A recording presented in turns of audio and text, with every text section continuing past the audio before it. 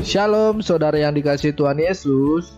Sebelum memulai video ini, tolong bantu klik tombol subscribe ya, dan nyalakan tanda loncengnya. Mari kita sama-sama memuliakan nama Tuhan Yesus di media sosial, khususnya YouTube. Gratis kok, nggak bayar. Saya hitung dari 3 ya. 3, 2, 1.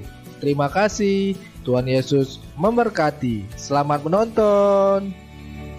Shalom teman-teman gereja YouTube, kembali lagi dengan saya di sini Leonardo Sirait di Opini Gereja YouTube. Dan kali ini kita akan membahas sebuah video yang menurut saya menarik sekali untuk kita bahas, saudara. Mari kita saksikan video berikut ini. Shalom sahabat YouTube yang dikasihi Tuhan Yesus kita semua. Perkenalkan diri saya Windy. Saya berpurba. Saya orang Batak, orang Sumatera, orang Medan. Saya itu memang sudah ada kesaksian sih beberapa kali, tapi ya lain-lain channel kan nggak sama gitu ya. Jadi setengah orang sudah mendengarkan, setengah belum mendengarkan juga. Kiranya Tuhan memberkati kita semua, gitu ya. Dan saya permulakan kesaksian hidup saya, kemurahan Tuhan kepada saya dari kecil sampai saya tua macam ini. Dan kiranya rekan-rekan, kawan-kawan semua memaklumi saya, memahami saya tentang cara berbicara, sebab saya itu sudah lama di Malaysia jadi TKI, kerja di sini demi anak-anak lah. Awalnya sih enggak demi anak-anak karena emosi aja gitu ya. Sekarang demi anak-anak. Bahasa saya itu aku itu memang aku orang Batak, tapi bahasaku sudah banyak campur-campur. Di sini kan orang Melayu, Cina, bosnya Cina, kadang India gitu. Jadi kita kan menyesuaikan diri di tempat orang kan gitu. Tapi kalau bertemu dengan orang Batak, bahasa Bataknya ya sama, kuat gitu. Tapi bahasa Indonesianya sudah pusing-pusing. Ada logat Cina, ada logat India, Melayu. Jadi ya dimaklumi aja lah gitu ya. Apa adanya aja yang semoga boleh ngerti lah gitu. Karena kan di sini juga logat-logat Inggris kan Malaysia kayak gitu. Jadi kalau kita mana-mana tinggal kena menyesuaikan diri gitu ya kan. Oke. Singkat ceritanya saya akan cerita permulaan aku dari kecil. Dari kecil aslinya itu aku lahir sebagai seorang Kristen. Mama, bapa itu Kristen. Mama pun Kristen, semua Kristen lah. Dan berumur sampai umur 9 tahun ya, tapi lahir Kristen. Yang rajin ibadah itu dulu itu ya mama saya aja. Ke gereja waktu itu. Tapi bapak saya itu nggak mau ke gereja. Karena walaupun mereka suami istri, perbedaan mereka itu ada gitu ya. Bapak itu nggak mau ke gereja karena bapakku dulu menganut agama apa itu. Orang Batak bilang itu formalim ya, nggak pergi ke gereja. Ya buat sesajen aja di kamar. 1 bulan sekali itu bapak itu mesti potong ayam jago yang bagus, yang cantik, ayam jantan, ya, dipotong, bagus-bagus dimasak, pakai darah. Ingatlah saya dulu waktu, walaupun saya masih kecil ya, ingat juga sih. Dan setiap bulan itu disediain itu buat kami makan. Walaupun mama aku gereja, tapi kan kayaknya sepertinya tuh mama aku dulu ikut ke gereja itu karena ikut rutinitas warga aja gitu, biar jangan dibilang sesat, ya kan? Oke. Mama itu pergi ke gereja karena itu aja, tapi Lagi dia dulu kan gereja HKBP ya, ya semua umum kan boleh ikut gitu ya. Tapi bapak aku tuh sekali sebulan buat persembahan. Aku ingat kali ya waktu kecil, nanti di dalam kamar tuh spesial dibikin ulos Batak, dibikin makanan itulah yang sedap-sedapnya. Semua yang bagus semua masukkan di dalam. Sisanya di belakang itu bapakku kan pandai masak. Namanya orang Toba ya, orang dulu ya. Pandai masak, di arsita diapain itu nggak tahu lah. Pinadar katanya yang ikut dimasak sama darahnya itu. And then lepas dimasukkan ke dalam kamar dalam 5 menit aja. Dibikin minumnya, dibikinnya makannya. Nah, lepas itu didoakan sama bapak di dalam, sama mama. Kami nggak dibawa ke dalam untuk berdoa itu. Nah, kami tunggu di luar aja. 5 menit, kemudian dikeluarin. Dan kami makan satu keluarga, satu family. Tapi bedanya gini loh. Baru 5 menit aja di dalam, keluarkan ke bawah, keluar, sudah dingin, sejuk. Sedangkan yang sisanya yang bumbu yang nggak dimasukin, rasanya banyak sedap. Enak gitu. Bagus lah. Tapi kenapa yang dari dalam ini udah dikeluarin nggak enak gitu. Padahal 5 menit aja. Itu buktinya nenek moyang dia itu benar-benar makan. Setan itu gitu. Kalau saya percaya itu sekarang tuh setan. Kalau dulu bilang itu kan opung jadi nabolon katanya. Kalau orang Batak ya. Nah, oke. Setelah itu kami makanlah. Bulan ke bulan, tahun ke tahun macam itu selalu terjadilah dibikin bapak mama. Tiba masanya, karena gini ya, ya dari kecil itu memang bapakku 2 kali berumah tangga. Saya jujur aja, memang ini aib sih buat saya, buat keluarga, tapi nggak apa-apa. Ini aib untuk diriku aja. Jadi kadang-kadang ada berkat untuk orang lain, pencerahan untuk orang lain, gitu ya. Nggak masalah bagiku. Bukan ini menghina keluarga aku sendiri, enggak. Dulu sih aku malu. Sampai aku minta izin sama mama, aku mau minta izin, aku mau kesaksian di YouTube, aku mau gini-gini. Mama aku bilang, jangan kau malukan keluarga kita ya. Tutup, kalaupun kau buruk atau gimana, simpan dalam hati. Biar Tuhan yang tahu dan kau yang tahu. Tapi setelah aku rajin dengar-dengar kesaksian, yang lebih parah dari aku pun ada gitu. Yang lebih susah dari aku pun ada. Jadi aku berani.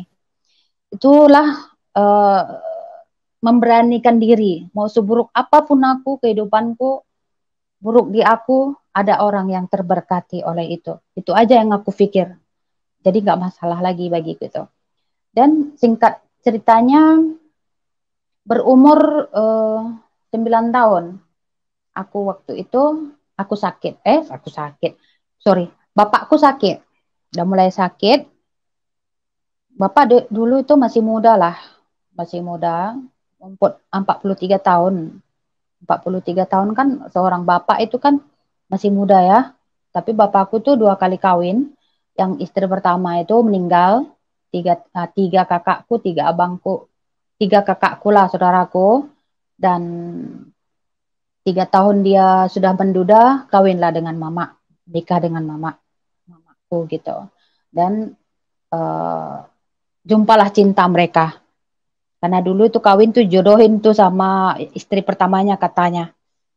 Oke. Karena cintanya mungkin sama mama ini, betul-betul mereka itu yang namanya suami istri sangat romantis. Berarti kecil-kecil pun aku udah ingat yang namanya, wah mama sama bapak ini nggak pernah gaduh gitu. Jalan-jalan kemana sama, makan sama, kemana sama, sampai kami ditinggalin tuh di hutan-hutan. Rumah kami kan di hutan-hutan ya, namanya di kampung-kampung ya, zaman dulu itu. Romantis sekali. Tapi sekarang saya baru paham ya, namanya itu meromantik lah sebagai suami istri. Ya kan? Dan tiba masanya kami tinggalkan di Binjai. Aku di Binjai itu dulu, orang Karo. Dan bapakku itu dulu kerja itu sebagai apa namanya ya, yang ngambil sayur, borong-borong sayur, jual ke pasar gitu, pemborong sayur lah, ubi apa semua ada. Karena kita kan tinggal di kampung-kampung ya, ada pohon nggak karet di situ, getah, semua ada di situ. Jadi bapak kami juga buat gula merah. Jadi dia sendiri jual. Penggalas, apa namanya nggak tahu lah, nggak ngerti aku apa namanya, udah lupa. Dan itulah keseharian Bapak. Namanya kita bergabung dengan orang Karo. Orang Karo kan bukan kita memburukkan sih ya, namanya berbisnis orang-orang kampung kan biasa lah itu ya. Naik sedikit dijatuhkan, kalau lagi jatuh tak ada yang tolong kan gitu, gitu ya. Terpulang orangnya sih bukan karena sukunya ya. Dan sakit lah Bapak ini karena kata orang lah diguna-gunain ke apa nggak tahu ya. Sakit mendadak gitu, sakit. Nggak tahu sakit apa, sudah lupa karena aku masih kecil waktu itu 9 tahun. Tiba-tiba Bapak ini sakit 3 hari aja. Banyak parah sakitnya, teruk lah. Lepas tiba-tiba biasanya aku dimanjain itu sama Bapak. Dibawa ke sana, dibawa ke sini. Aku kan anak kesayangannya tuh. Sebanyak-banyaknya anak mesti ada yang satu lebih gitu ya. Mungkin aku dirasanya lebih karena mama itu sama Bapak kawin.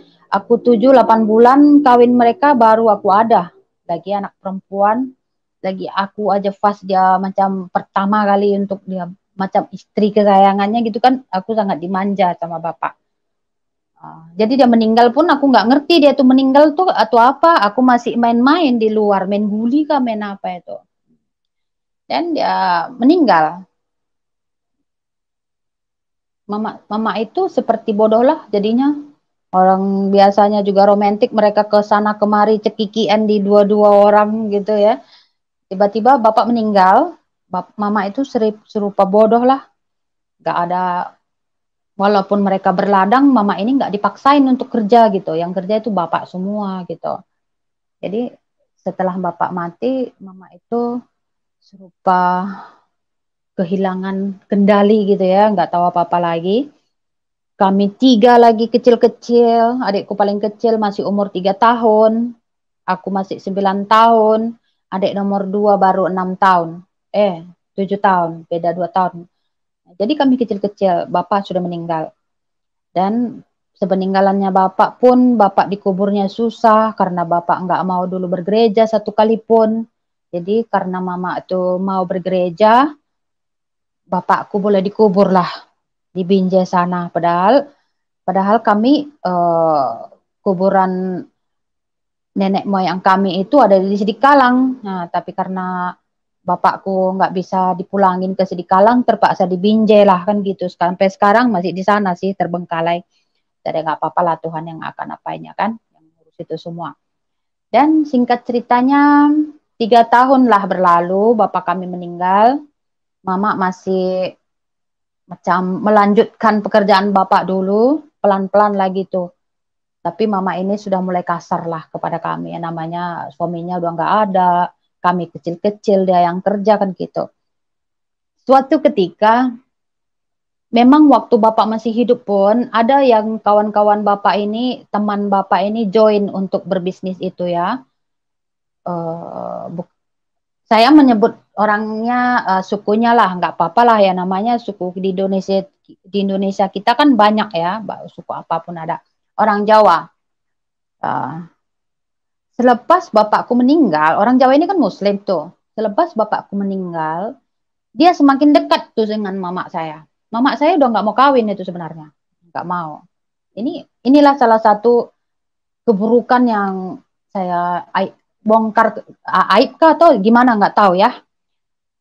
Tapi aku ingat ini orang ini mengambil mamaku ini bukan karena sah ya, bukan karena cinta, bukan karena apa ya. Didukuninya kayaknya mamaku nih, diilmuin gitu ya. Banyak lama dia ganggu mama nggak mau, las-las, kenapa mama mau? Oke. Kawinlah mama ini dengan orang Jawa ini. Tapi dengan syarat mama dimasukin Muslim. Ini yang terutama sebenarnya kami jadi Muslim ya. Bukan kami asli Muslim karena lahirku jadi dari Kristen juga ya. Walaupun nggak jelas juga agamanya Kristen aja, Kristen KTP dibilang kalau sekarang. Nah, dan secara tidak sadar kayaknya mama ini mengiyakan orang ini mengawini mama. Padahal istrinya orang Jawa ini ada loh, sudah tua loh, anak pun sudah banyak, dia besar-besar. tapi mungkin dalam niat hatinya itu untuk memualafkan mama aja. Kan dia berapa jiwa dia akan bawa? Anak 3, mama saya 1, 4. Kan di hukum Islam itu kalau mengislamkan satu orang pahalanya itu udah berapa? Dia akan kerahan itu ya. Dia sudah kera loh 4 orang. Nah, dia mualafkan mama. Ya namanya kami masih kecil ya ikut aja. Oke. Ikut aja lah. Dimualafkan, pindahlah dari Binjai dibawa ke Aceh. Karena kan di Binjai itu ada istrinya gitu ya. Ada istrinya. Dan dia bawa lari mama saya tuh ke Aceh. Tinggallah di Aceh, di Subulu Salam. Wah, di sana kan muslim semua. Lagi mualaf kan banyak yang terima. Mama itu baru masuk muslim. Dan keluarga mama ini sebenarnya muslim juga sebagian. Bapak udahnya, pakcik-pakciknya itu semua muslim. Muhammadiyah itu. Mendukung juga dengan mereka. Tapi keluarga mama sampai sekarang siapapun itu tidak tahu bahwa ibu saya itu menikah dan muslim karena menikah. Dan dengan diam-diam mama ini sudah menikah, pergi ke Aceh. Dan 1 minggu di sana mungkin ya, tapi mama pindah ke sana dia nggak langsung bawa saya. Dia titipkan aku ke rumah pamanku, tulangku di Sidikalang. Oke, mungkin seminggu mama ini di Aceh, tinggallah si Jawa ini di sana. Si Jawa ini, sorry, maaf. Ini bapak pengganti ini di sana, disuruhnya lah kami pulang ke Medan, pergi ke rumah nenek kami, bapak udahnya mama, di Medan lah kami diislamkan. Dibawalah kami 3-3, tapi orang Medan ini nggak tahu bahwa mamaku ini mau masuk muslim. Dibilang mama, kami mau masuk muslim. Wah, keluarganya mama itu semangat 45 lah, ya kan? Mau masuk 4 jiwa sekali. Wah, dia kata iya, semangat orang itu. Oke, kami islamkan. Diislamkan kami di situ. Makanya kalau dibilang disogok kami itu makan Indomie katanya ya. Pernah dengar kesaksian aku cerita-cerita dikasih Indomie. Memang benar. Kami masuk muslim itu dikasih baju, dikasih sajadah, dikasih uang, dikasih Indomie berdus-dus. Gak bohong saya. Benar ini. Karena kami mau masuk muslim kan. Lagi saya anak-anak sebenarnya sih aku nggak suka. Karena kecil juga waktu pun aku Kristen. Waktu hidup bapak, kami pun nggak pernah sekolah minggu, nggak pernah. Yang pergi gereja tuh mama aja, kami nggak. Karena kami di rumah kami di hutan-hutan. Jadi yang namanya Kristen kami nggak tahu. Aku nggak tahu, adik-adikku nggak ngerti gitu. Kristen itu apa ya? Kristen ya Kristen. Nah, pendalaman Kristen itu apa nggak ngerti. Oke, begitu diajak menjadi Muslim, aduh Tuhan Yesus. Aduh, sorry. Mama saya telepon, sorry ya. Mama saya telepon dari Medan tadi. Lagi telepon babi. Aduh, terus. Sorry, mak saya nggak tahu. Maaf. Ya, oke, siap. Mamaku itu mungkin dia terjantungnya sudah deg-deg. Saya baru ceritakan tentang mama ya. Lepas sampai mana teh ya? Lupa. Aduh, dia telepon balik. Aduh. Ya. Ya coba diangkat aja dulu nggak apa-apa Kak. Udah. Ini nggak tahu. Namanya orang tua. Dia ingat aku macam mana. Oke, udah sampai di Medan. Kami udah jadi Muslim. Sudah umur 11 tahun mungkin ya. 11 tahun aku waktu itu. 11 tahun. Sudah mulai besar lah sedikit. Makanya aku baru Muslim itu yang namanya maafnya ya disunat loh aku. Udah besar baru disunat aku. Nah, lepas baliklah kami ke Aceh lagi. Balik ke Aceh. Di sanalah mulai hidup kami dengan mama. Sebenarnya aku nggak mau ikut ke sana, tapi karena kata mama aku harus lanjut sekolah. Karena waktu itu aku masih SD ya, aku harus sekolah di sana. Aku sebenarnya tinggal sama tulangku gitu, tapi dibilang mama, walaupun kau tinggal sama tulangmu di Srikalang, jangan bagi tahu mama udah kawin ya. Aduh, ya udah, ya diam-diam aja gitu. Ya udah, dibawalah ke Aceh kami, aku sambung sekolah sana, SD sampai SMP. Oke, berapa bulan kami masih aku mengalami yang namanya bapak tiri ya. Aku pikir dia baik gitu. Namanya kan dulu aku banyak sayang punya bapak. Karena kehilangan bapak itu sakit gitu. Jadi kok tiba-tiba ada bapak gitu yang sayang sama kita kan, kita macam tersentuh. Karena sifatku mah orang-orangnya ingin disayang, ingin diperhatikan orangnya. Sifatku lah gitu.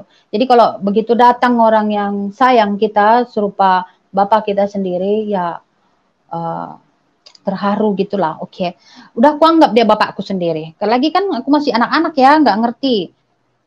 Ya. Oke, berlanjutnya beberapa bulan, aku dulu waktu kecil banyak orang menggangguin aku. Dulu aku itu kecil-kecil aneh dari macam bukan menyombongkan diri, orang Batak dulu zaman-zaman dulu orangnya lain-lain. Jarang yang jumpa putih. Sekarang aja orang Batak, perempuan Batak, baru Batak cantik-cantik, betul jujur. Banyak sekarang cantik-cantik baru Batak, pun heran. Kalau dulu enggak, aneh-aneh gitu. Mukanya petak-petak, hitam-hitam, bukan kita menghina, bukan. Memang kenyataan udah nampak gitu ya. Tapi kalau aku dulu aneh gitu.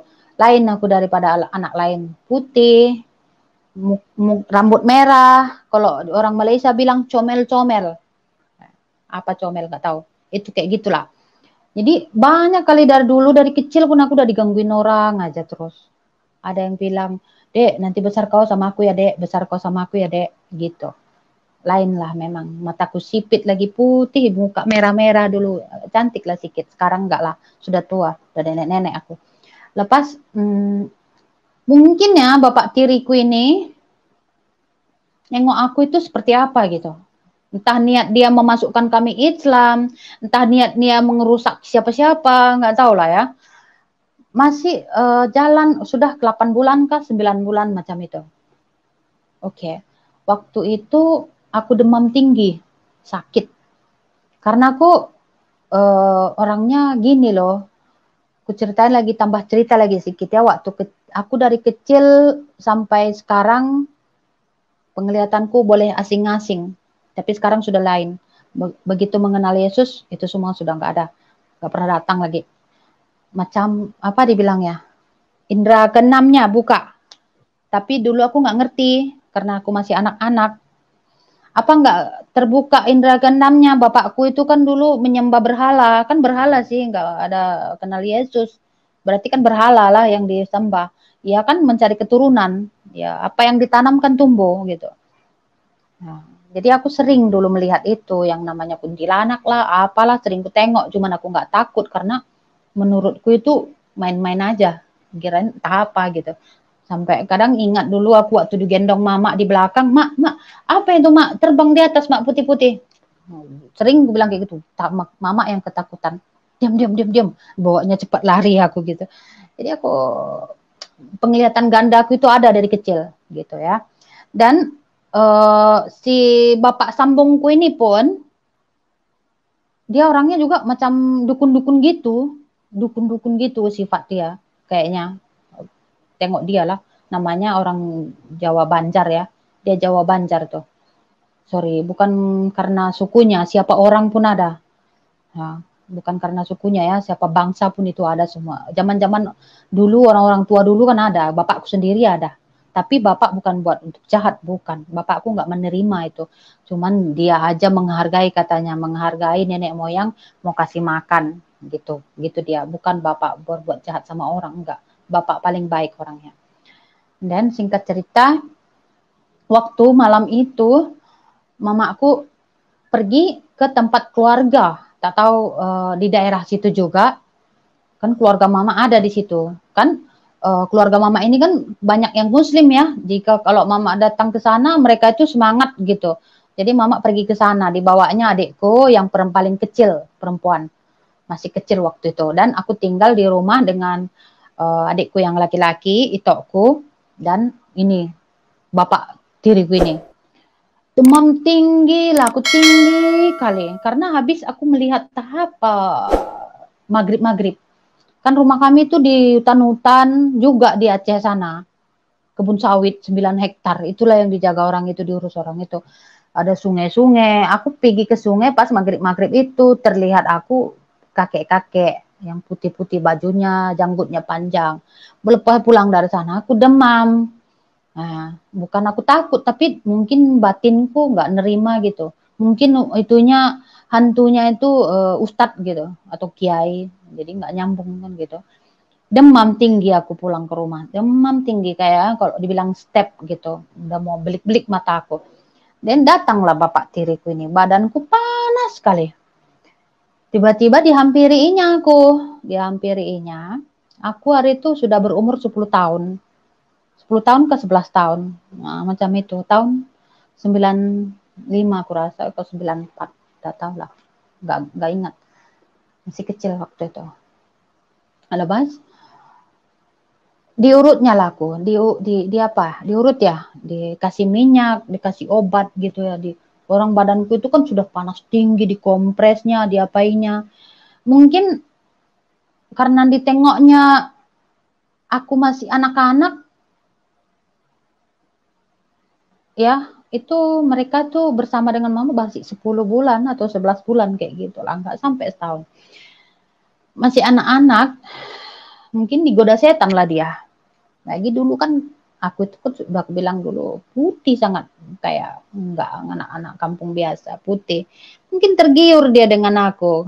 Lagi kan masih anak-anak ya, yang diperistrikannya mamaku udah tua kan gitu. Tak tua sekalipun. Karena mama janda itu seumuran aku sekarang itu. Sekarang aku kan udah 38, mamaku janda pun umur-umur 35, 34, masih muda. Zaman dulu, zaman sekarang kalau janda 35 tahun, 30 tahun kan masih muda kan.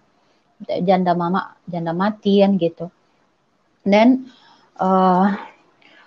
sudah itu tak tahu kenapa dia boleh merusaki aku gitu. Masih anak-anak waktu itu. Maaf lah. Karena kalau aku teringat, hatiku sedih. Tapi memang aku sudah mengampuni. Setelah aku mengenal Yesus, aku mengampuni siapapun itu.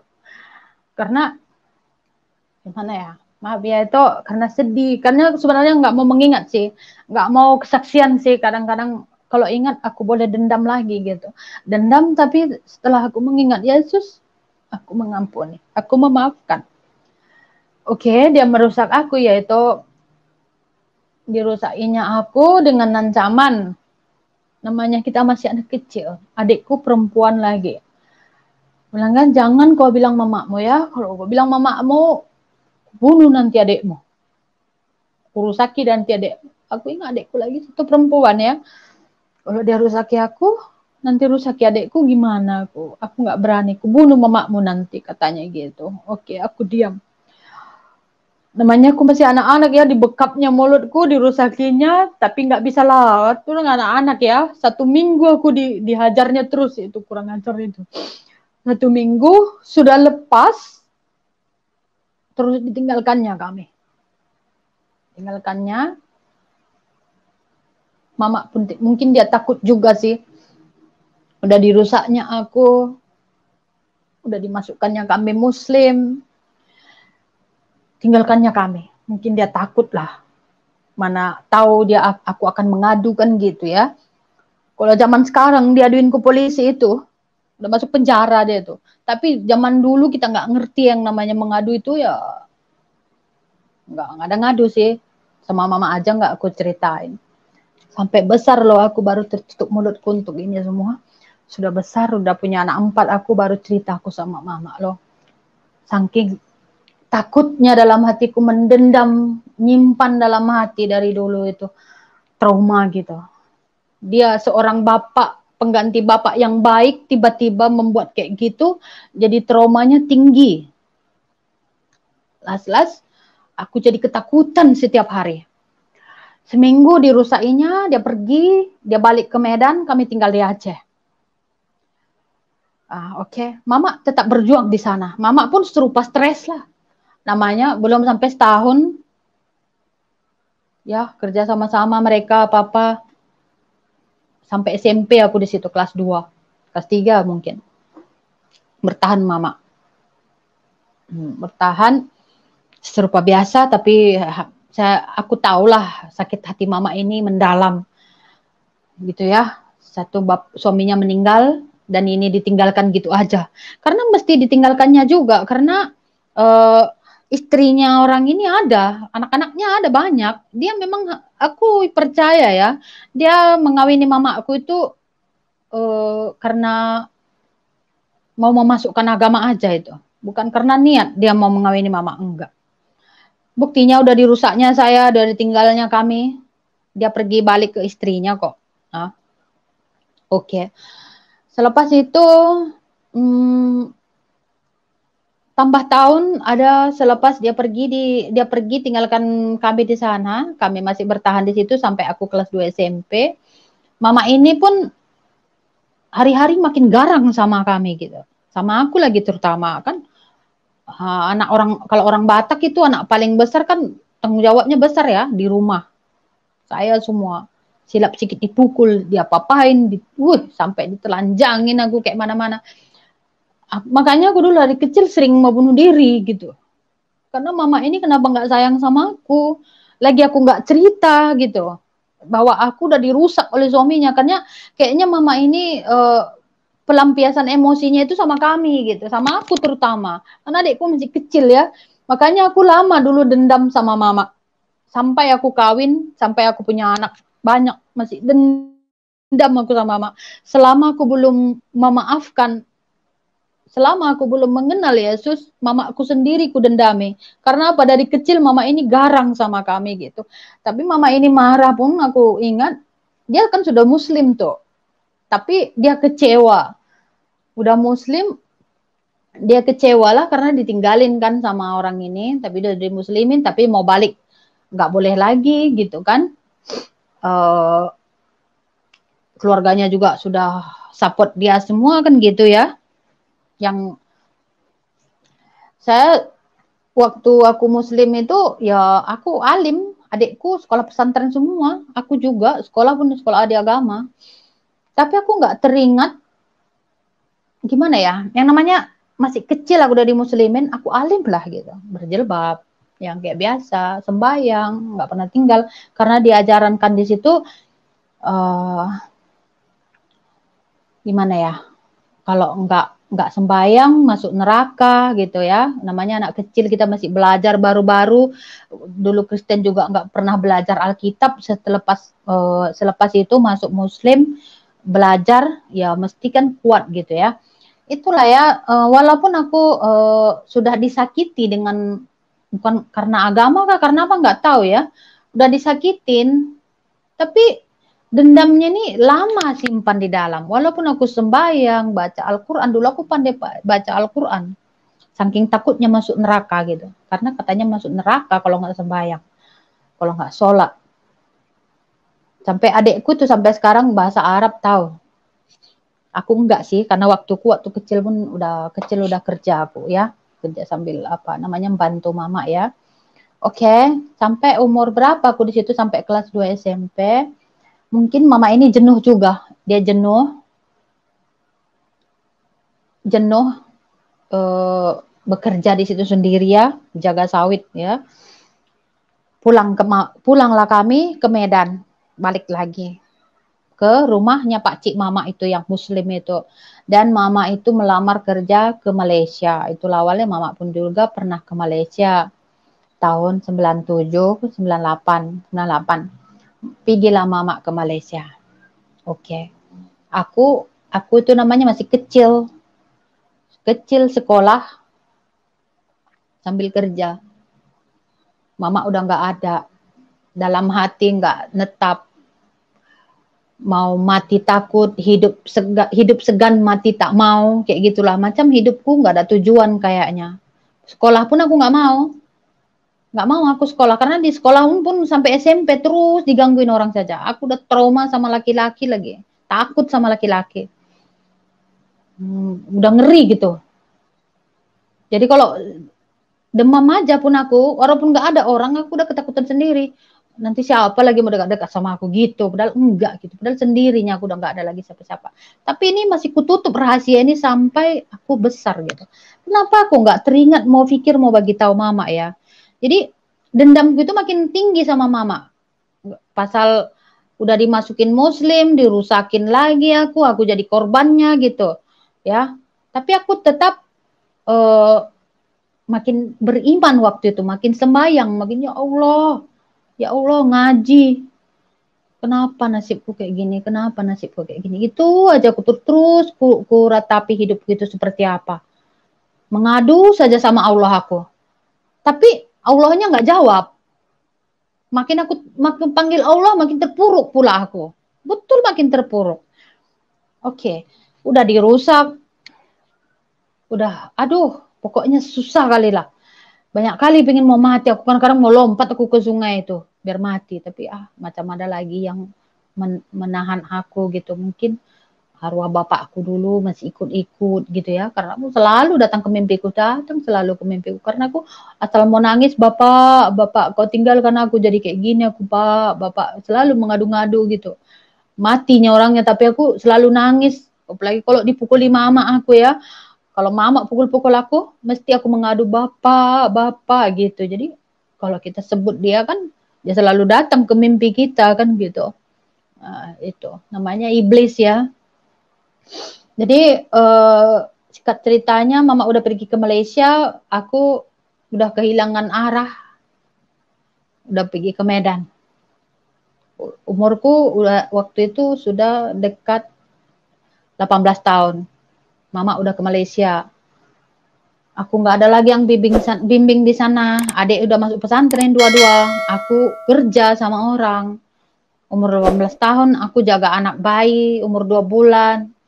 Mama nggak ada, keluarga nggak ada. Semua keluarga mama ini yang dulu memuslimkan kami pun macam cuek. Udah nggak peduli lagi gitu. Mamaku udah pergi. Numpang kami di rumahnya itu serupa macam duduk dalam neraka kan gitu. Waktu baru-baru masuk Islam kami, aduh kayak emas kami dibikinnya. Gitu, macam-macam. Sudah lama nggak guna. Jadi bener tuh kalau masuk Muslim disogok. Jangan marah kalian siapa yang orang-orang Muslim itu. Mama pun sekarang masih Muslim, taat pula lagi dia. Ya kalau teringat mukanya, kalau video call mama macam itu berjilbab, saya pusing sedikit. Cuman udahlah, Tuhan, engkau yang akan mengubah mama aku kan gitu. Oke, udah mama pergi ke Malaysia, aku udah kehilangan arah, aku belum kenal siapa-siapa lagi, saudara pun gak ada yang mau tahu, saudara bapak, saudara siapa pun gak ada. Keluarga mama ini yang muslim ini macam selalu menekan kami gitu, hati banyak sakit, ngeri kali. Gak tahu mau ke mana, mau kayak mana nggak tahu. Lepas terakhirnya aku kerja restoran di Medan, di dekat kampus UMSU sana, UMSU. Oke. Kerja restoran aku di situ, adalah satu orang laki-laki marga Minang. Dia suka sama aku. Sebelumnya aku udah dekat-dekat pacaran juga dengan orang yang Kristen gitu. Orang Kristen tuh mau sama aku nggak mau. Bilang enggak, aku nggak mau Kristen. Aku kan udah fanatik tuh ya. Yang namanya orang Batak, walaupun aku orang Batak, waktu itu aku sudah Muslim, jadi mu'alaf. Ya ampun, bencinya aku sama orang Batak. Kayaknya Batak itu bilang, kau orang Batak, kau nggak bisa sama aku kawin. Mukamu aja kayak babi, bilang. Margi Sinaga waktu itu. Nggak mau aku. Enggak deh, Muslim pun aku deh, asal kau mau sama aku deh. Bilang nggak mau. Mesti nanti kau Kristen kan balik aku bilang. Itulah saking fanatiknya ya. Nah, oke. Jadi tiap hari datang ke restoran tempatku kerja ini, laki-laki Batak ini. Nggak mau, aku nggak mau. Padahal maafan orangnya, bekerja sendiri, nggak apa. Padahal yang orang Padang ini, orang Minang ini, jadi pembantu juga kayak aku gitu, kerja sama abangnya, kerja. Abang dia buka restoran nasi Padang itu di kampus UMSU sana, di Jalan mana, tidak tahu, udah lupa. Nah, tapi karena dia Muslim, ya kuyain gitu. Walaupun dia pekerja juga, sama-sama aku juga pekerja, kuyain. Oke, kenal sama dia 3 bulan. Sebenarnya takut sih sama orang, diajaklah aku kawin. Bilang nggak boleh. Aku masih kecil, masih 18 tahun waktu itu. Dia sudah umur 25, lebih sedikit dia dari aku. Nah, janji manis lah. Oke. Lepas kan dari kecil kan aku udah trauma banyak gitu ya. Tapi karena keadaanku yang susah, mendesak, jadi terpaksa gitu. Kemana lagi aku mengadu? Masih kecil-kecil aku udah capek kerja kan gitu ya, cari uang. Nah, diajak kawin lah aku nikah, aku mau. Tapi sebelum kawin, aku bagi tahu, aku udah gini dulu waktu kecil. Ya udah, dia terima apa adanya. Dia terimanya apa adanya. Kami menikah, tapi mama di Malaysia. Aku bilang sama mama, Ma, aku mau menikah.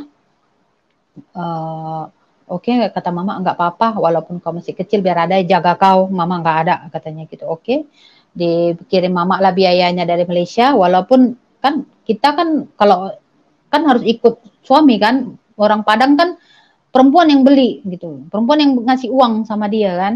Nah, oke. Lepas dikasih mama biaya dari Malaysia zaman dulu tahun 2000, tahun 2000 lah aku menikah itu.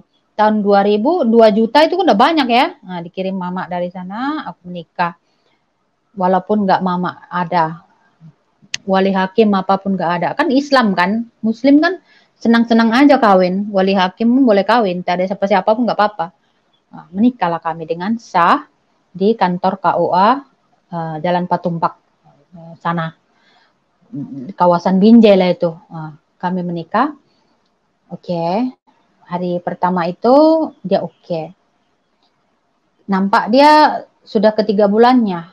Rupanya memang lakiku ini maaf cakapnya ya inilah suatu awal dari kehancuran hidupku itu dah. Aku pikir dia bagus gitu. Enggak. Dia ada penyakit lagi. Maaf cakapnya dia hipersex lagi, dibantingnya lah ke aku tiap hari. Aduh Tuhan, masuk ke dalam neraka lagi aku. Hari-hari aku berdoa, sembahyang pun buatnya kayak itu, dicemburuin lagi aku. Aduh pokoknya penyakitnya itu tinggi lah. Gitu. Siksanya kali aku. Anak sudah ada dalam perut, tapi disiksa lahir batin aku ya. Tapi bertahan aku. Nggak ngadu sama siapa-siapa pun. Ya, dari awalnya juga dihancurin Muslim, orang Muslim, kawin lagi, dihancurin lagi. Aku berdoa aja terus sampai lahirlah anak ini, anak pertamaku ini. Dengan hati yang tergores, terluka, sakit hati. Aduh, pokoknya nggak tahu lah penderitaan ini sampai kemana. Sudah jatuh ketimpa tangga. Ingat kawin itu untuk lebih baik, rupanya lebih hancur. Tiap hari berantem kami. Nggak dikasih berantem. Aduh, pokoknya itulah. Pokoknya aduh Tuhan. Kenapa macam itu aku nggak ngerti ya. Oke. Dalam masih lahir anakku ini umur 2 bulan, tinggalinnya aku. Balik dia kalau ke orang tuanya. Kan orang Padang anti itu sama orang Batak. Walaupun kami itu disetujui sama orang tuanya karena terpaksa aja. Bukan karena apa gitu, terpaksa aja orang tuanya. Jadi mungkin orang tuanya juga udah bilang, nggak apa-apa lah, udah lahiran nanti anakmu tinggalin. Katanya gitu mungkin ya. Memang bener, umur 2 bulan anakku lahir, ditinggalin aku sama suamiku ini. Marga Padang nih, marga Caniago itu, orang Padang, orang Minang. Tinggalin dia pergi ke Singapura kerja. Aku cari mana-mana, tanya pemilik nggak mau tahu. Padahal anakku masih kecil, nggak ada yang tanggung jawab sama aku. Waduh Tuhan, pokoknya tersiksa banget hidup aku gitu. Tak kemana aku jadinya. Sengsara kali aku. Keluarganya tidak mau tahu. Dulu waktu kawin keluarganya ada, setelah lepas nggak ada satu ekor pun nggak ada. Udah anak umur 2 bulan, kecil-kecil sakit lagi. Aduh, aku udah mati kapal. Udah kehilangan kapal. Udah nggak tahu kemana-mana lagi. Oke. Tetap sembahyang aja terus aku nih. Taat kali sembahyang. Makin sembahyang aku. Ya Allah, berikan aku jalan petunjuk. Ya Allah, berikan jalan petunjuk. Itu aja hari-hari. Jalan petunjuk. Tapi nggak pernah ditunjukin. Ditunjukin Allah itu yang jalan yang sesat sama aku semua. Yang susah semua. Yang menghancurkan hidupku semua. Semakin aku minta, semakin aku disesatkan. Oke. Kehidupan sudah susah. uang nggak ada. Namanya anak-anak, masih umur 19 tahun udah punya anak aku. Ya, orang dulunya juga nggak pernah bergaul kemana-mana ya, nggak punya ada keluarga, nggak ada siapa-siapa, ditinggalin pula sama suami. Nggak akan aku mengadu sama keluarga ya, udah bawa anak, nggak ada. Nggak, aku orangnya nggak bangsa pengadu. Mau susah sendiri, mau makan sendiri, sendiri macam itu aja. Aku nggak pernah mengadu-ngadu apapun. Itu aku tanggung sendiri, nggak pernah aku bergantung dengan orang lain, mau susah apapun itu. Selepas ditinggalin aku, hidupku semakin melarat, anak makin sakit lagi. Kata orang Padang itu bilang anakku itu sakit palasik, karena ada sakit palasik ya. Badannya kurus sekali. Makan aja banyak kuat, tapi badannya kurus kayak tengkorak, nangis siang malam nggak pernah diam. Itulah yang dialami anakku yang paling besar. Itulah yang kualami sekarang waktu itu. Lepas udah kurus dia, sakit parah, duit nggak ada, rumah nyewa pula itu. Aduh, makin menderita hidupku, makin menderita. Mama udah pulang itu dari Malaysia, udah dekat dengan aku, tapi mama itu uh, udah kehabisan uang gitu. Namanya juga di Malaysia juga dulu dia gaji pun sedikit aja, 250 ringgit aja sebulan. Pulang ya ada sisanya dia belikan tanah kan gitu. Jadi uang cash itu langsung nggak ada, udah habis dibeliin pulang-pulang dari sana. Selepas adalah modal sedikit jual-jualan lah kami di rumah, buka usaha sedikit-sedikit goreng-goreng pisang apa-apa. Tapi nggak jalan. Yang datang malahan laki-laki semua. Namanya aku janda muda ya, janda muda, anak satu, cantik lagi dibilang, padahal enggak sih cantik. Kata orang saya sudah cantik di situ. Jadi berebut orang datang. Jadi kayak macam mau gaduh orang, macam mau gimana gitu. Ayo, ayo, ayo, ayo. Jadi masalah lah jadi. Enggak jualan, enggak ada uang. Gitu ya. Jadi stres. Makin stres juga. Tiba-tiba lah datang Marga Simbolon. Sudah 6 bulan ini, 8 bulan ini pergi ini. Suamiku ini enggak ngasih uang, enggak ngasih kabar, enggak ada apa-apa gitu ya. Datanglah tiba-tiba Simbolon ini datang ke kedaiku, menawarkan dengan bagus ya. Awal-awalnya datang baik-baik macam itulah. Ditengoknya anakku udah sakit, aku hidupnya sengsara gitu ya. Tak tahu kenapa, karena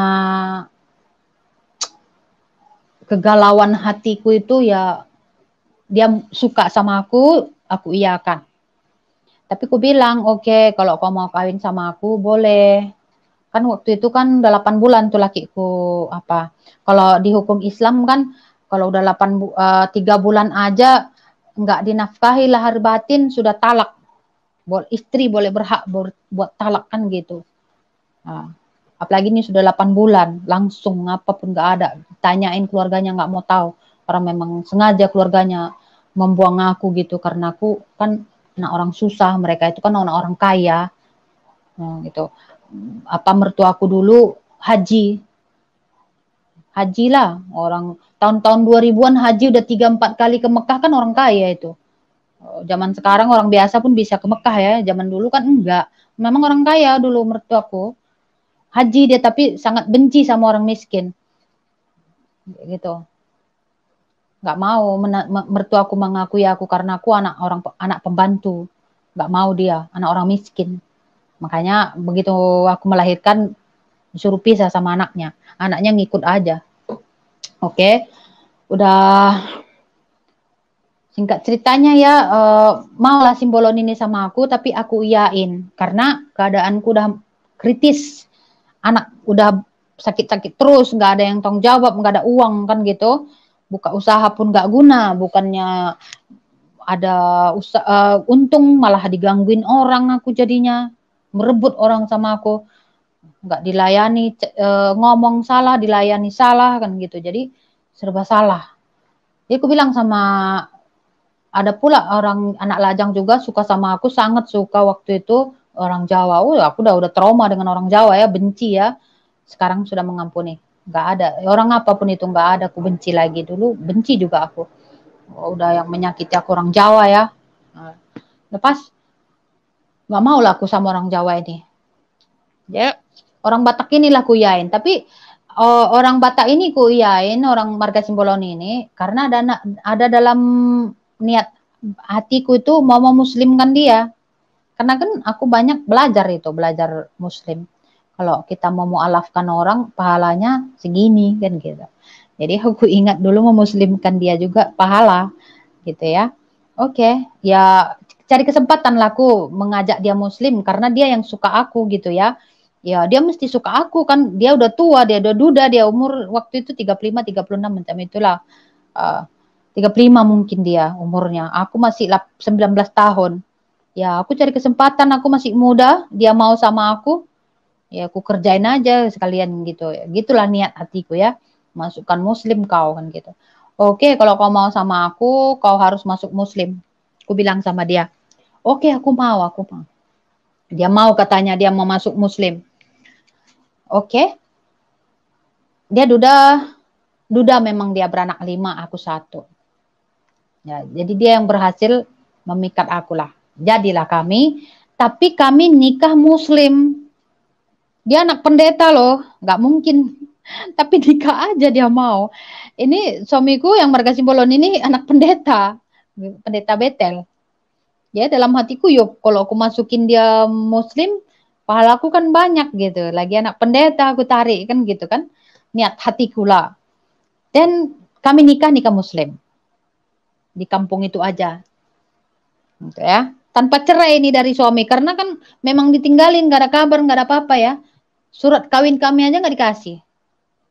Gak tahu di mana simpan mertuaku. Gak dikasih rupanya. Begitu kita menikah di kantor KUA, satu-satu suami istri dikasih surat kawinnya. Kalau aku enggak, kami sah di kantor nih. Kalau kawin tapi enggak dikasih surat kawinnya. Jadi aku kawin dengan Simbolon pun enggak ribet karena surat kawinku enggak ada. Gitu. Enggak dikasih mertuaku dulu yang haji itu. Memang itulah niat mereka ya, bukan untuk niat baik. Dan nikahlah aku di kampung itu dengan siri. Muslim kan cincai, apalagi lakiku mau juga masuk muslim gitu ya. Muslim yang di sekitar kami itu semangat juga. Oh masuk muslim dia dari anak pendeta gitu ya. Mau aja, yuk semangat orang itu. Nggak sah pun di kantor KUA pun nggak apa-apa. Nah, Oke. Dan kawinlah kami, tapi nggak ada surat macam dulu yang merah sama hijau itu nggak ada. Surat biasa aja. Orang siri kan, kampung-kampung aja gitu. Nanti buat lagi gitu ceritanya. Oke. Nikahlah kami. Baru berapa hari kawin, katanya muslim. Tapi kenapa pergi ke kedai tuak ini orang? Tengok dia, kenapa kau ke kedai? Bilang, udahlah, bikinlah agamamu, agamaku katanya. Aduh, mulai stres aku kan. Oke, berjalannya waktu, ambil anak pertama lah aku dari Simbolon. Oke, ambil anak pertama dari Simbolon. Dia udah pergi ke gereja ini. Dalam hatiku ya udahlah, namanya juga aku kawin untuk gimana ya, aku kawin sama dia kan untuk menyelamatkan diriku juga gitu, bukan karena cinta. Terang-terangan gue bilang sama dia, aku kawin samamu karena kau mau masuk muslim dan kau mau menolong aku, bukan karena cinta ya. Baik-baik sama aku bilang sama ya, aku bilang iya nggak apa-apa, cinta itu bisa tumbuh di belakangan hari katanya. Bilangnya gitu loh, udah nggak apa-apa. Kau boleh miliki aku tapi tidak memiliki cintaku ya. Terus Bang bilang sama Simbolon, oke, berjalannya waktu bolehlah itu katanya.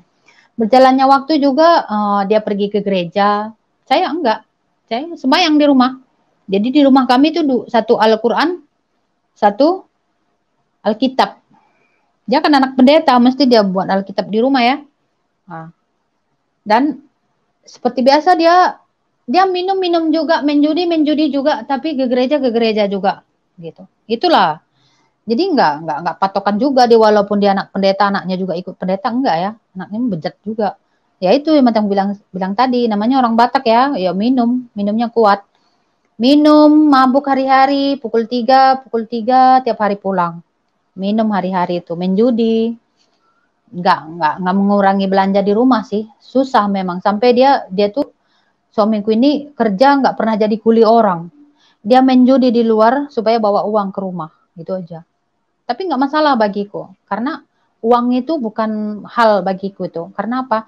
Waktu suamiku pertama dulu semuanya ada juga dia menghina aku terus, gaduh terus apa-apa gitu, nggak pernah menghargai aku, nggak pernah menghargai orang tuaku gitu ya. Tapi Simbolon ini walaupun kayak gitu dia hormat dengan mama, bertanggung jawab di rumah.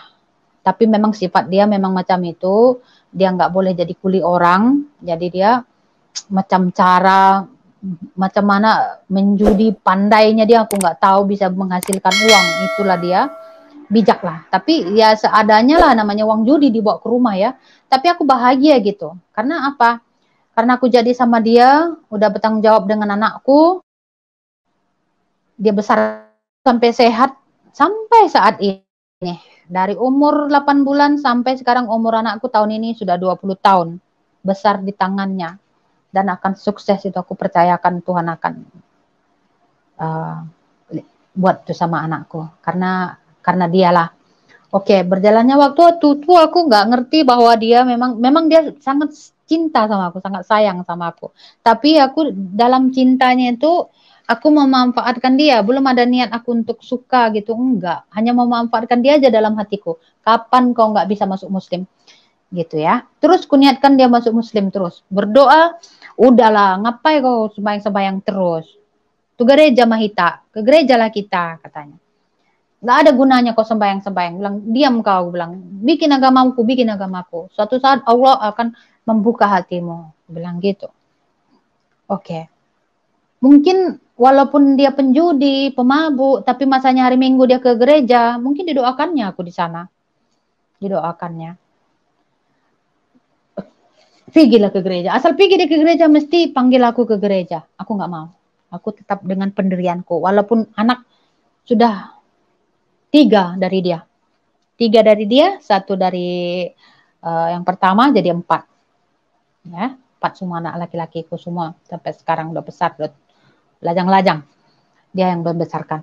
Dan suatu saat bilang, apa sih yang kau apakan dari Kristen itu? Aku bilang, apa hikmahnya? Selalu kukotbahin dia, dia kotbahin aku balik. Gitu.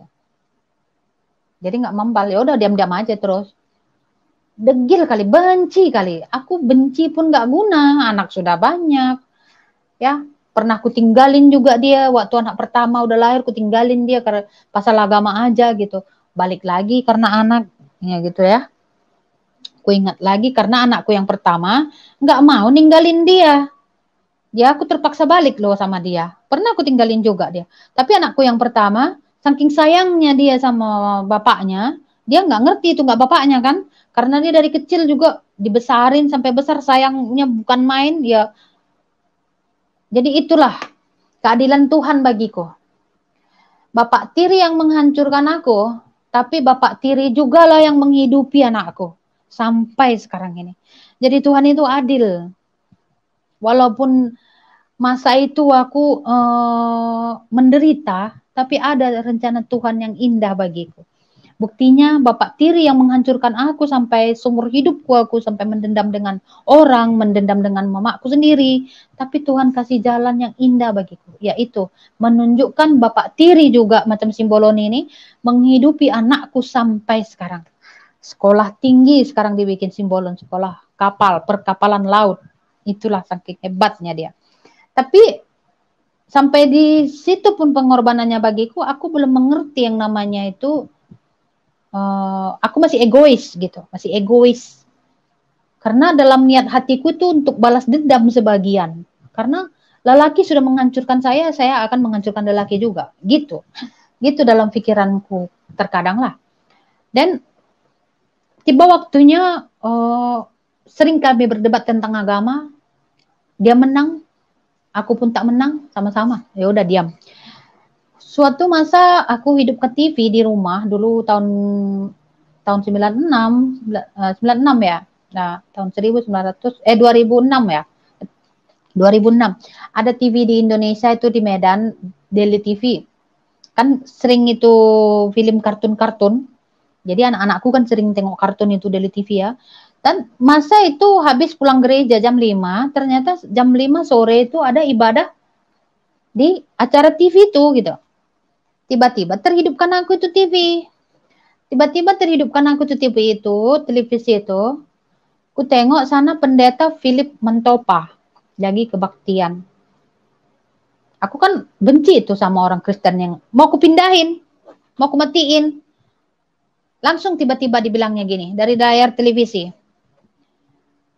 Jika Anda ingin merasakan kehadiran Tuhan, agar Tuhan melawat hidup Anda dan mengubah hidup Anda, dibilangnya kayak gitu, dalam TV itu ya, ikuti doa saya, katanya. Aku bilang, hei, benar ya, Tuhanmu boleh menghidup orang, boleh mengubah hidup orang. Aku bilang gitu, karena dalam hatiku, yang paling susah itu, yang paling menderita itu aku aja, gitu. Mana boleh dia mengubah aku? Aku aja tiap hari sembahyang, minta sama Allah, nggak ada ubah tuh hidup aku, lagi sengsara aja terus. Gitu, gitulah. Bilang gitu ceritaku di cerita TV. Jika Anda percaya, tadahkan tangan Anda, ikuti kata-kata saya. Katanya, ikuti kayak gini. Ikuti kata-katanya. Anda akan merasakan Roh Kudus yang berkuasa di atas Anda. Atas kamu, katanya gitu. Aku bikin sekali, nggak ada apa-apa. Alah, banyak kali bohong kau. Kau bilang tadi bisa mengubah, bisa datang Roh Kudus lah, apalah. Banyak kali bohongmu kau. Pendeta kafir kau. Aku bilang gitu. Udah mau ku gini kan lagi. Kunyut kan TV-nya mau ku tutup. Saya tahu Anda belum percaya dengan kuasa Roh Kudus. Katanya gitu. Kayak tahu dia. Mungkin Tuhan kasih tahu itu pendeta. Bahwa saya sangat membenci Yesus. Supaya dinyatakan kepada saya gitu. Bilang, oke ya, aku akan terai kau satu kali lagi ya. Kalau kau benar-benar Tuhan Yesusmu itu nyata, akan datang kepada aku, kau bilang itu, oke, aku percaya. Ikuti perkataan saya, lapangkan hati Anda, jika Anda memiliki apapun yang ada dalam beban hati, lepaskan. Katanya gitu. Oke, dalam kali itu, enggak gini lagi, aku minta ini, kayak gini. Aku ikuti kata-katanya itu. Belum sampai dia ngomong, langsung pos. Macam mataku tutup, tapi ada cahaya terang, peng, masuk ke tanganku ini kayaknya sampai ke kepalaku. Push sampai ke badan. Nger gitu. Langsung sedingin, macam dingin badanku. Aduh, apa yang terjadi? Aduh, sorry pendeta. Rupanya ngomong bener gitu. Bilang gitu. Aku bilang kayak gitu ke TV itu. Padahal TV aja, karena aku rasakan apa yang dibilangnya itu masuk melalui tanganku, push masuk ke badanku gitu. Panas, hangat gitu. Tapi macam keluar cahaya gitu dari TV. Padahal tutup mata saya. Tutup mata. Mulai aku ketakutan. Waduh, benar ya. Tuhan Yesusmu dahsyat ya. Bilang. Oke, saya masih berkeras hati. 1 minggu full, dari situ mulai dari aku tengok TV itu, 1 minggu full aku mimpi yang tidak baik selalu. Aku mimpi itu selalu berjalan di suatu gunung, panas sekali di bawah, api menyala-nyala kayak gini. Menyala-nyala mau menyambar aku aja terus. Padahal aku sembayang loh, tiap hari sembayang. Subuh aku nggak pernah tinggal itu. Tapi dalam 1 minggu itu, mimpi ini selalu dengan mimpi yang sama. Datang, itu aja. Dan terakhir kalinya, aku udah ketakutan ini. Udah tiap hari ini datang ya, ada apa ini?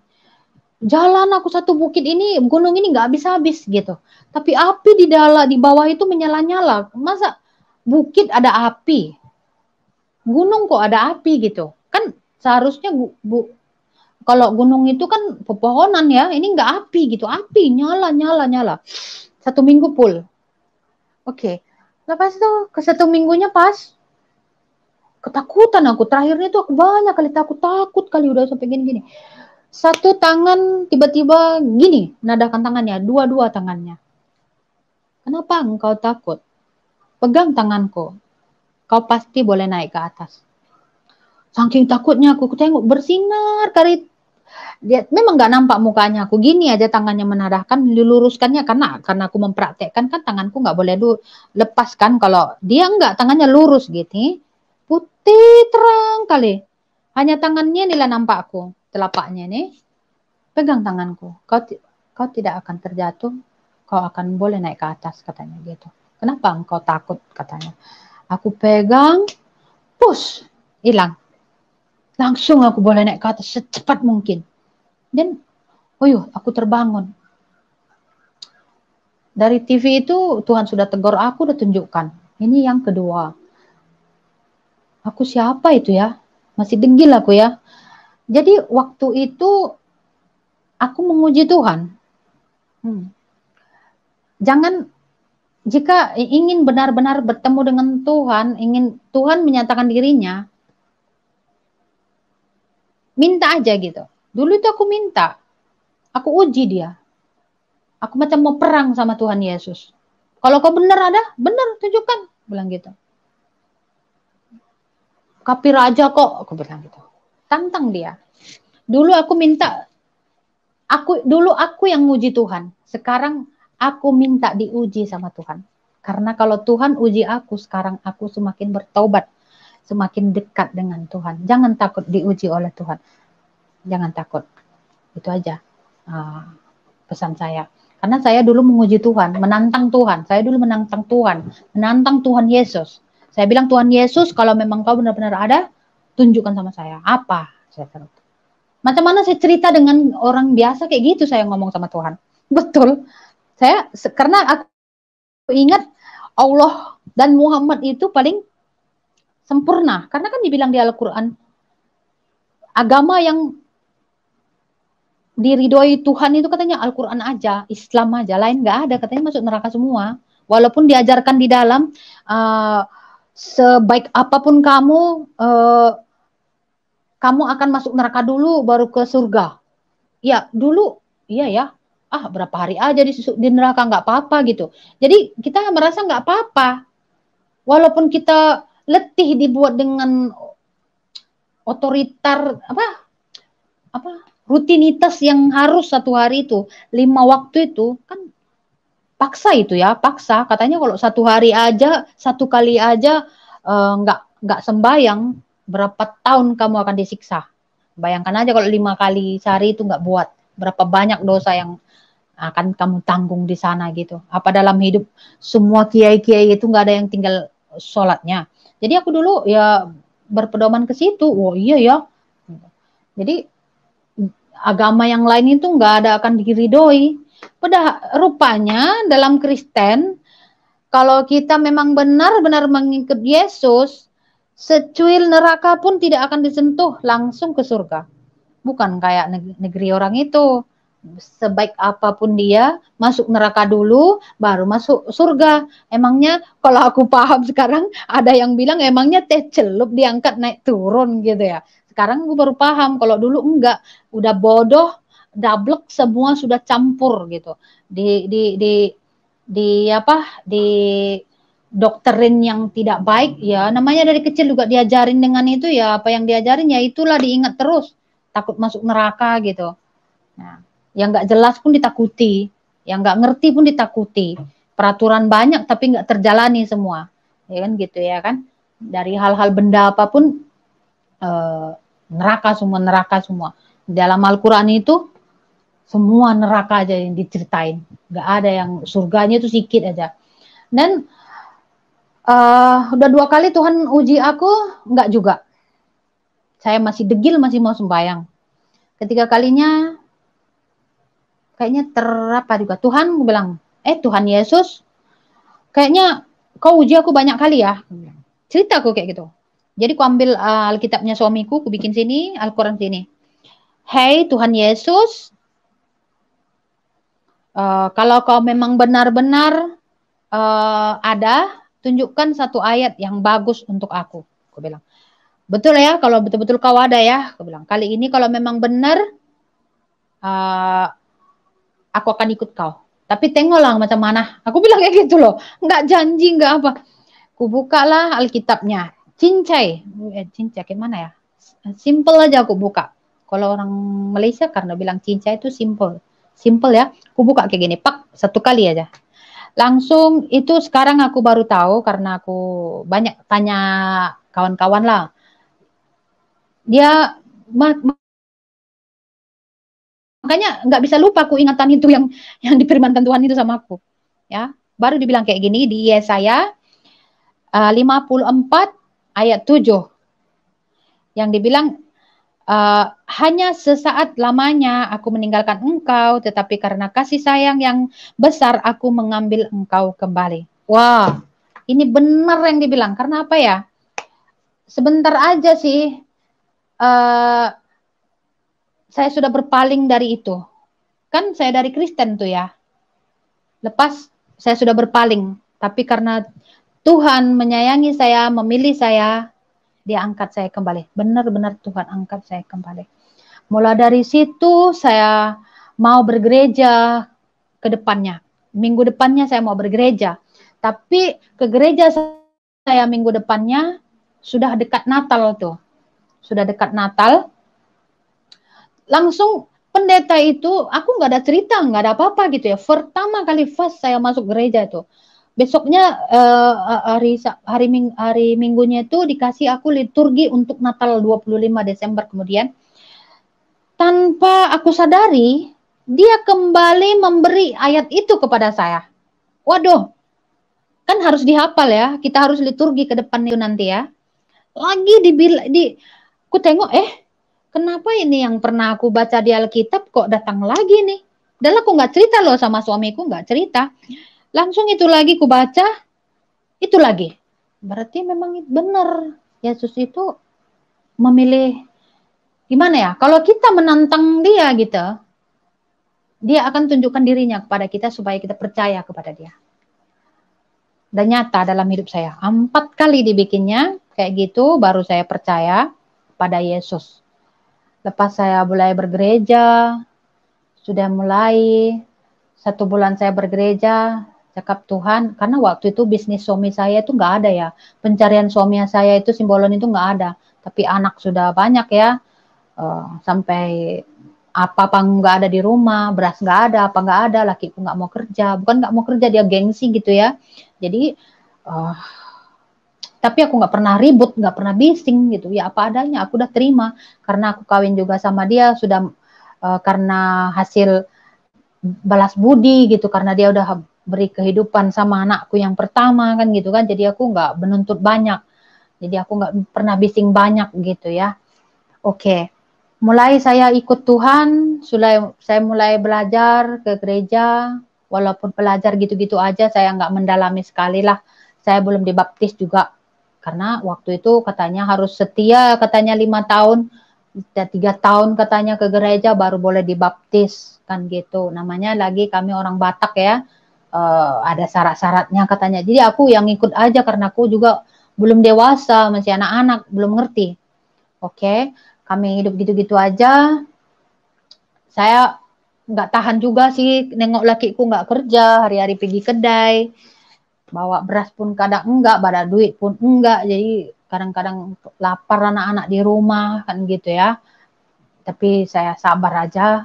Saya berdoa aja sama Tuhan, berdoa aja Tuhan Yesus. Saya sudah mulai belajar mengucap Yesus dulu Allah, tapi begitu mengenal Tuhan Yesus 4 kali menunjukkan hadiratnya sama saya, firman-Nya, baru saya percaya Yesus, saya baru berdoa tiap malam selama 2 minggu. Tuhan Yesus tolong kasih malaikat penolong untuk suamiku supaya dia dapat kerja Tuhan. Tuhan itu aja nggak berubah. Permintaanku itu setiap minggu, setiap hari. Setiap pukul 2 malam. Setiap Tuhan Yesus tolong suamiku. Kirim dia malaikat yang akan menolong dia. Itu aja. Itu aja yang aku minta sama Tuhan. Ternyata Tuhan mendengarkan doa saya. Kedua minggunya pagi-pagi pukul 7 orang ketuk pintu kami pagi-pagi. Halo Pak Simbolon, ayo kita berbisnis. Dia bilang gitu. Berbisnis lah. Start dia mulai bisnis, mulai semua ada. Tapi itulah ya, semakin kita dekat kepada Tuhan, saya pikul salib saya bukan seperti orang lain. Dibully keluarga, dibully tetangga, enggak. saya sendiri, sebab saya tidak pernah bergabung dengan orang lain. Saya dulu sendiri-sendiri aja. Walaupun keluarga suami saya yang sekarang itu keluarga pendeta, tapi mereka itu tak begitu dekat dengan aku lah, karena kan aku masih anak-anak ya. Sepatutnya mereka itu memang membimbing aku sih, karena aku dari Kristen, dari Muslim kan, tapi mereka juga ya seperti biasa lah gitu, macam Kristen lah gitu. Tapi aku ya belajar sendiri. Dulu pun aku Muslim ya belajar sendiri, ya fanatik sendiri gitu. Jadi waktu sudah jadi mengenal Yesus pun ya sendiri aja gitu. Jadi nggak pernah ada pelajaran dari orang lain, aku nggak ada. Dan singkatnya waktu mulailah pikul salib saya di situ. Suamiku udah mulai ada bisnis. Dulu dia waktu susah, dia sangat perhatian denganku, dengan anak-anak, apa adanya di rumah, oke dia makan, apa yang ada, oke dimakan. Selepas ini bisnis sudah ada, malah aku yang rajin ke gereja, dia tak ke gereja. Nah, jadi pusing kan? Ya namanya suatu pohon yang tidak disiram dengan air kan mati, bantep, ya nggak naik, nggak dikasih pupuk, nggak dikasih apa-apa. Mau sesubur apapun tanahnya itu kalau nggak diurus kan banyak rumput kan. Nah, gitulah istilahnya. Dan saya yang rajin ke gereja, dia enggak gitu, malas. Dan dia berubah. Semua bisnis sudah ada, semakin naik. Tapi dia sudah lupa kacang dengan kulit. Gitulah pemikiranku ya. Jadi aku lagi putus asa. Itulah itu mengakibatkan aku meninggalkan dia lagi dari 2011 sampai sekarang. Tapi aku meninggalkan dia pun bukan karena apa gitu ya, gimana ya. Banyak kali aku tinggalin dia pasal agama aja. Sesudah aku udah masuk Kristen, dia pun lagi macam itu, oleng, saya pun sudah pusing lagi. Pikul salibnya semakin kuat saya. Ubah, Tuhan yang uji saya kah? Setan yang uji saya nggak tahu ya. Mungkin setan yang masuk. Yang bodohnya saya sudah mengenal Yesus, sudah mendapatkan berkat Yesus, suamiku sudah naik, tapi karena dia sudah ubah, saya pun jadi ubah jadinya. Karena menurutku dia kan kepala keluarga ya, dia yang mengajak saya jadi Kristen, yang membawa saya jadi Kristen, dia yang jadi ubah kan, jadi saya pusing. Lagi latar belakang saya dari kecil pun kan karena sakit hati kan gitu. Jadi kalau dia sudah pusing, saya punya hati pun pusing juga. Saya tinggalkan dia tahun 2010, saya pergi ke negeri orang lagi gitu. Nggak ke negeri, bukan Malaysia, sama Indonesia juga. Saya pergi ke Sibolga, yang bodohnya saya masuk Muslim lagi dalam berapa bulan itu. Aduh, saya mengucap lagi 2 kalimat syahadah. Waktu kecil saya dulu sudah mengucap itu, lagi saya mengucap. Kan bodoh kan? Saya entah setan apa yang merasuki saya waktu itu. Kan? Memang kalau jika kita sekali mengucap itu 2 kalimat syahadah itu ya, itu benar-benar itu macam suatu mantra itu. Aku sudah memahami itu, mantra. Kalau kamu ucap itu, kamu akan susah untuk keluar ke situ. Gitu. Benar itu saya sudah rasain. Saya ucap lagi itu, saya Muslim lagi, saya berkerudung lagi. Tapi masih berapa bulan saya jadi Muslim lagi itu. Anak-anakku tinggal ini semua di Medan dengan dia. Itu anakku yang paling besar nggak mau ikut sama aku karena bapak dia banyak sayang sama dia, Simbolon banyak sayang sama dia gitu. Jadi aku tinggalin Simbolon itu nggak bawa anak, apapun nggak ada gitu. Jadi karena dalam hatiku dari kecil juga saya susah, nggak ada siapa-siapa, hidup saya sengsara. Lagi saya sudah kawin sampai 2 kali macam ini pun tetap juga kayak gini. Jadi pengaduan hidup saya itu nggak ada gitu. Jadi kosong saya. Nah, jadi jalan sendiri, hidup sendiri, makan sendiri gitu. Ya namanya dirasuki setan gitu ya. Ya kalau kita mengeluh sedikit pun, dalam Tuhan ini satu hidup harus bersyukur aja. Kalau tidak tahu bersyukur, ingat mengeluh sedikit aja akan dijerumuskan semakin dalam. Itulah saya. Masa saya ikut Yesus, berkat itu mengalir untuk saya. Tapi sedikit mengeluh saya, langsung piang. Semua hilang, semua lupa. Gitu. Lucu kan? Lagi 2010 lagi saya sembahyang lagi balik.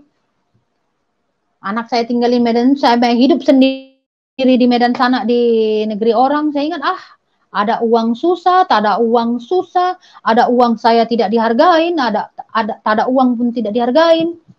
Jadi nggak ada pengaduan hidupku gitu, nggak apa artinya nih semua.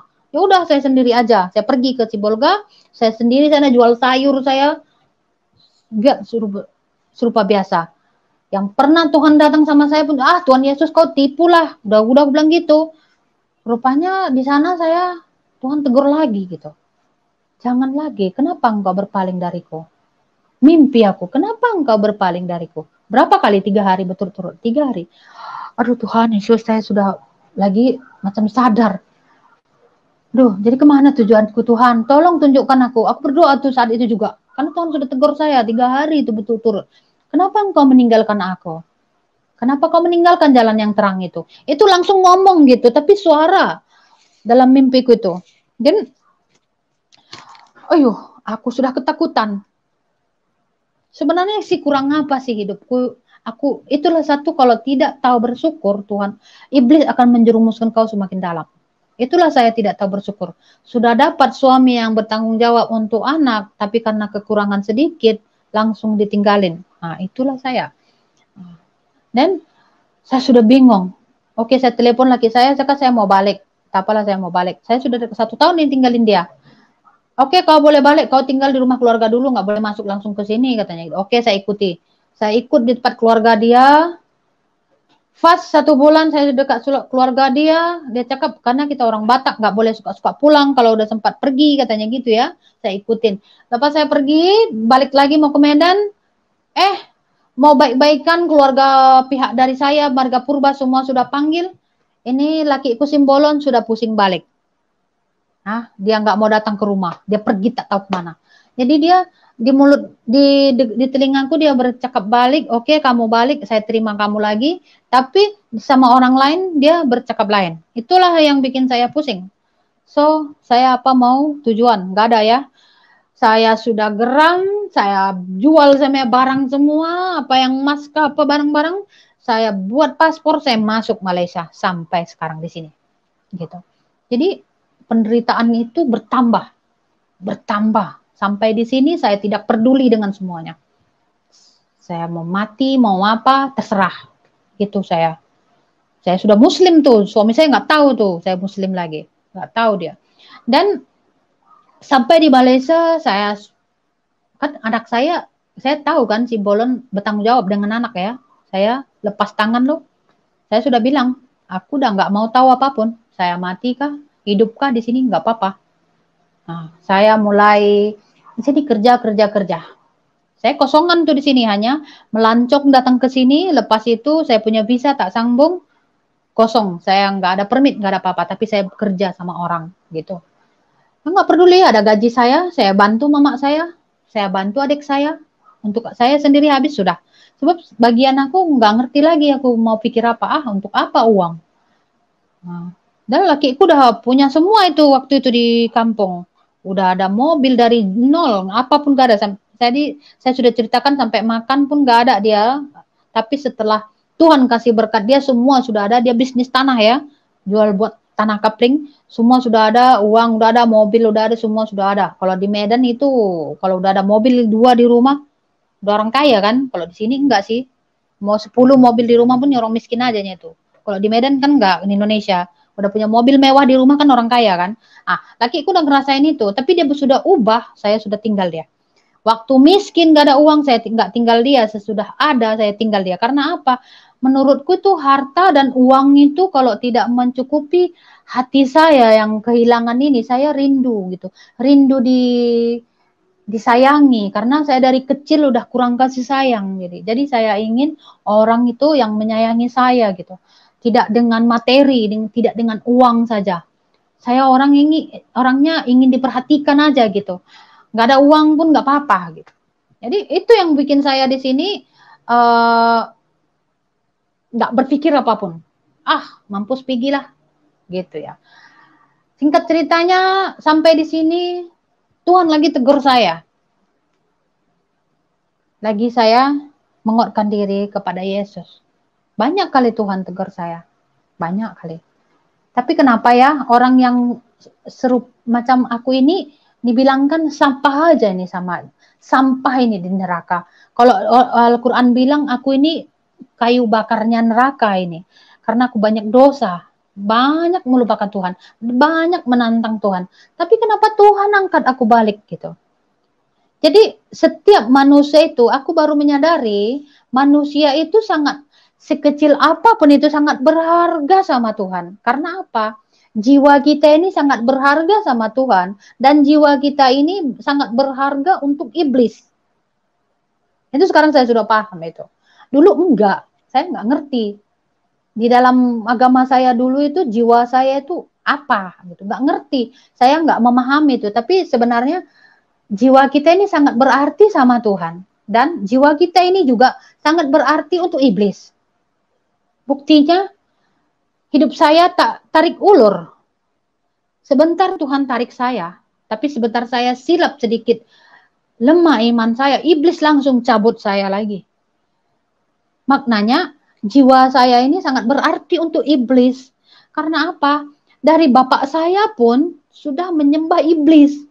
Jadi kalau dia sekarang ada di neraka, dia akan membawa keturunannya juga gitu.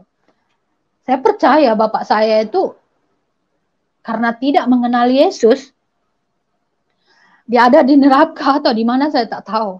Sekarang saya sudah menyadari itu. Dulu setiap saya nangis, Bapak, Bapak, Bapak aja sekarang. Tapi setelah saya mengenal Yesus, oh ternyata Bapak saya itu Tuhan Yesus. Dia yang tidak hilang untuk saya selama-lamanya. Dan dia akan menempatkan saya di tempatnya mana dia tinggal gitu.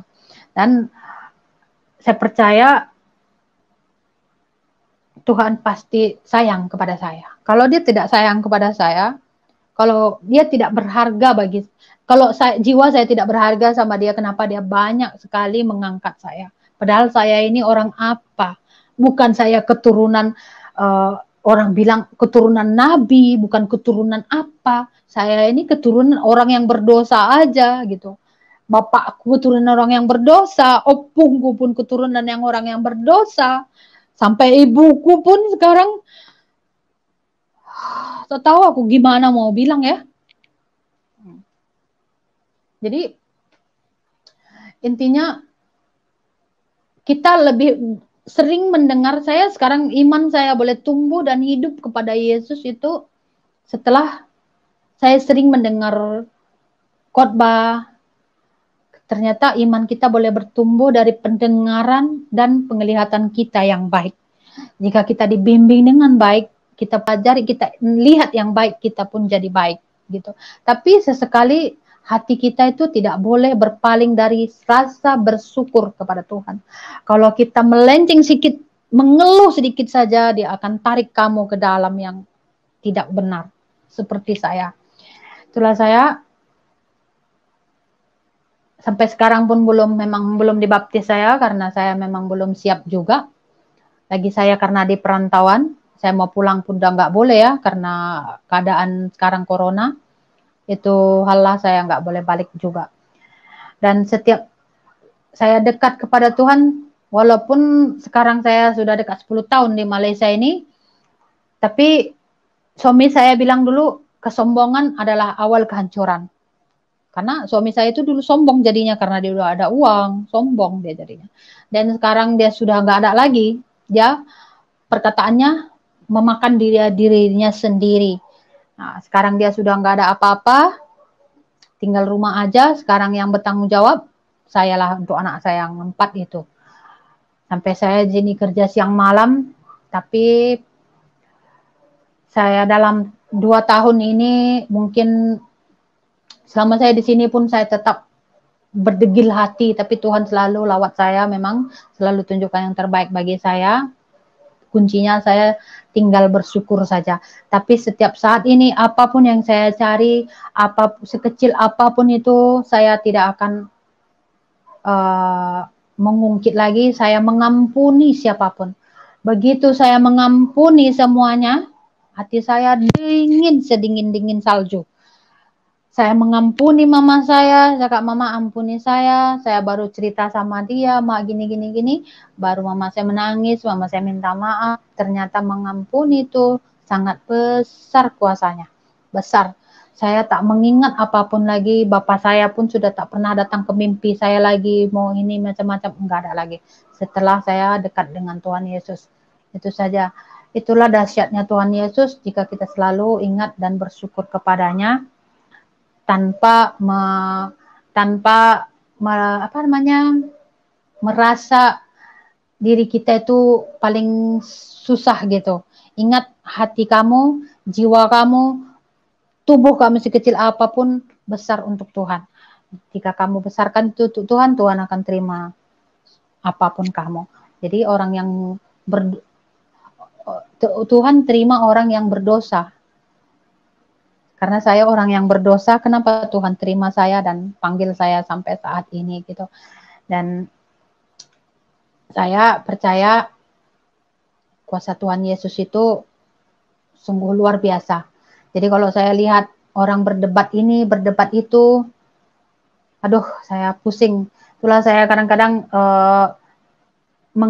berdoa, sekarang banyak berdoa supaya mama saya, ibu saya disentuh oleh Tuhan Yesus lagi, supaya dia kembali kepada Yesus, karena saya percaya ada di firman-Nya, satu orang diselamatkan, semua akan diselamatkan gitu. Karena adik saya pun masih muslim lagi, yang lelaki, yang perempuan sudah Kristen juga, sekarang di Bengkulu. Saya percaya kami berempat, Tuhan akan lawat, akan kembali kepada Yesus, supaya kami bisa diselamatkan. Itu aja. Sampai di situ aja itu Leo kesaksian saya, kurang lebihnya. Melihat tentang perbedaan kita dengan saudara-saudara kita yang ada di seberang.